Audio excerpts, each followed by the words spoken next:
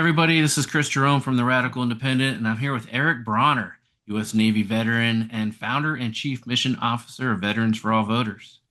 Veterans for All Voters is a 501c3 nonprofit organization with a vision of a healthy and truly representative American democracy, facilitated by competitive elections where all citizens are both incentivized and excited to participate. Eric, good to see you. Good to see you, Chris. Thanks for having me here.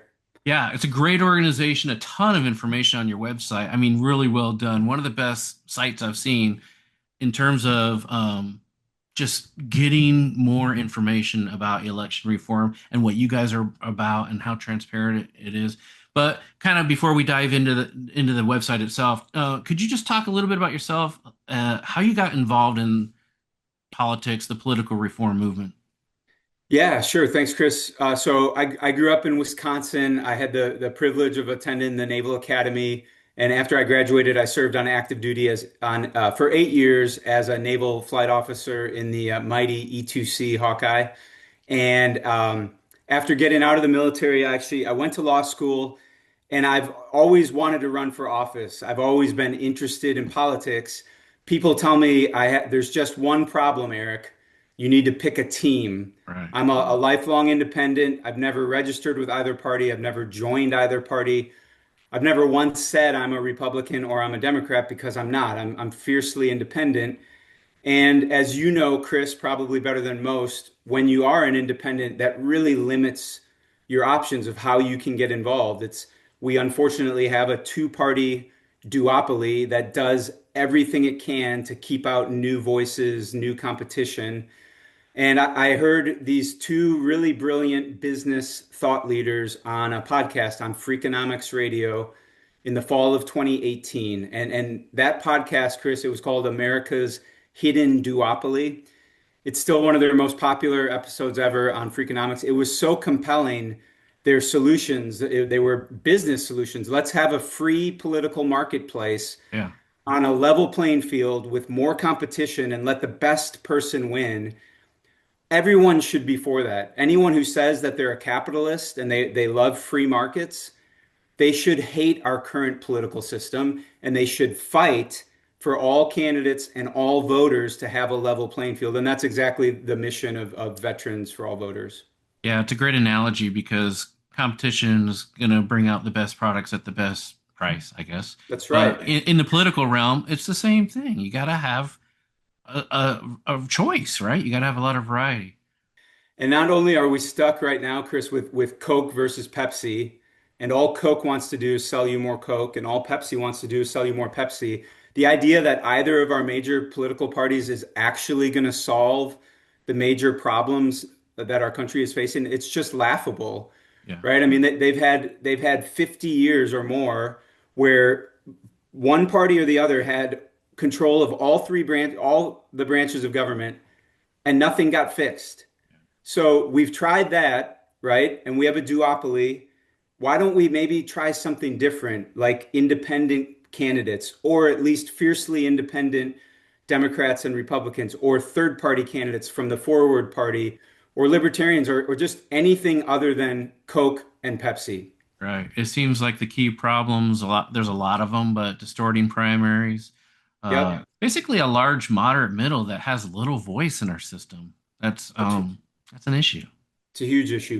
Most Americans don't feel well represented. People are tuning out at higher and higher levels.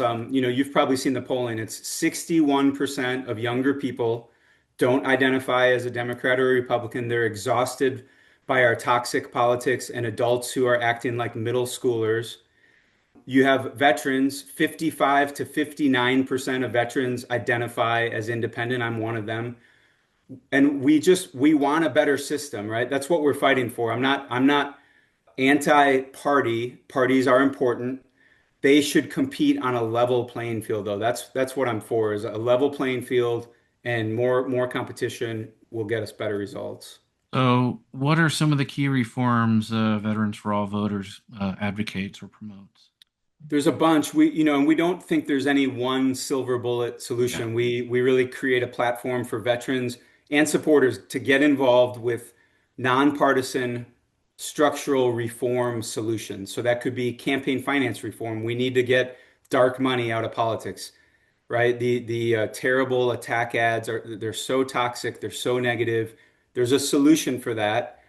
Thanks to our friends at American Promise, it looks like they're very soon we could see a constitutional amendment to start allowing states and Congress to ban dark money. So that's one. Another important one is primary reform. You mentioned this. About 90% of our general elections, so 90% of our elections in November are not competitive, Right.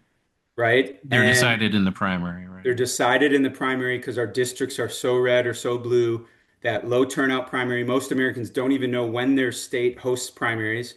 Most people I speak with don't even know what a primary election is. That's okay, but that's where the whole game is decided. And the two parties love that, right? Because it's low turnout. They can buy their way back into power very easily.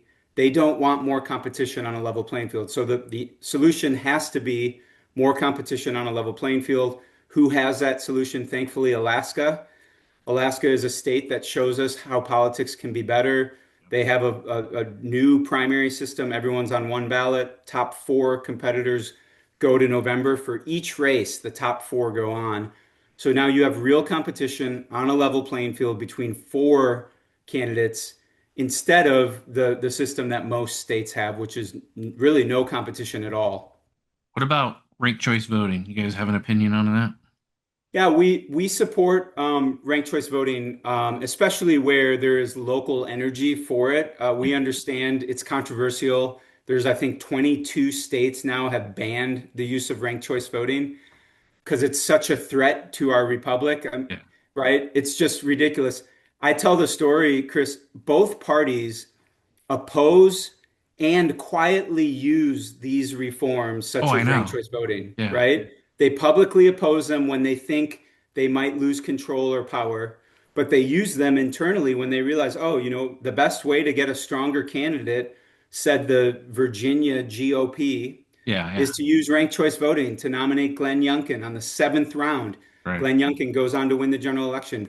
It's so ridiculous that there's fear mongering around ranked choice voting or open primaries as if they're a bad thing. The current system is terrible. It's not working.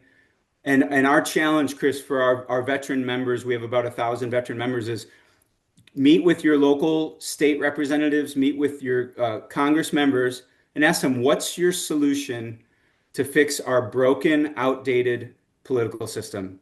And most of the time, you'll hear crickets Yep. or you'll hear gaslighting, partisan gaslighting. Yeah. So we, the people, need to pass these reforms. Right. And just to stress it, Veterans for All voters, nonpartisan. These are these are nonpartisan structural. I mean, anybody should be able to get behind if they want better elections and a better government, right? 100%. Unfortunately, in our current political environment, no one believes that we are really nonpartisan. If I'm working in a deep blue state, I get accused of taking money from the Koch brothers and working for Republicans. If I'm in a deep red state, it's just the opposite. Yep. Neither is true, right? But both parties use the same dishonest gaslighting to fearmonger, to fear people into like, oh, don't listen to that crazy reformer. He doesn't know what he's talking about. People are supposed to love outsiders, right? People at one point they said they wanted to drain the swamp. The swamp in DC is worse than ever. Yeah. It's not getting better because people get gaslit by leaders who only care about their own power and their own control. And that's why the last point I want to really emphasize, Chris, is I am so excited that there are six brave men, all veterans, running for U.S. Senate this cycle, independent veterans. They are outstanding men of integrity, men who have demonstrated a track record in academia, in business, in the military, running in different states across the country. You can learn more about them at Independent Veterans of America. We're also supporting hopefully over 100 other candidates from Congress down to the very local level. So there's a movement for independent candidates. And look, if just five, not even, if three of these people win for Congress with our Congress being so divided and the House and the Senate being so closely divided, if two or three of these people win, they will become the most important fulcrum Yeah, in Congress. They will have the power because neither party will be able to get anything done without them. So this is a real strategy. It's happening right now. And if you live in a state with an independent candidate, please vote for them, right? Because it's possible the two parties will say, "Oh, that's you're throwing your vote away. That's never going to happen." Well, if you believe them, if you believe the self-serving political parties, then yeah, it won't ever happen. But if we get smart about real solutions and we start electing independent-minded candidates like these incredible veterans, we can change things and make it better. definitely. So important. Well, I really appreciate having the chance to catch up with you, Eric. Thank you so much. Yeah, thank you for having me, Chris. I appreciate it.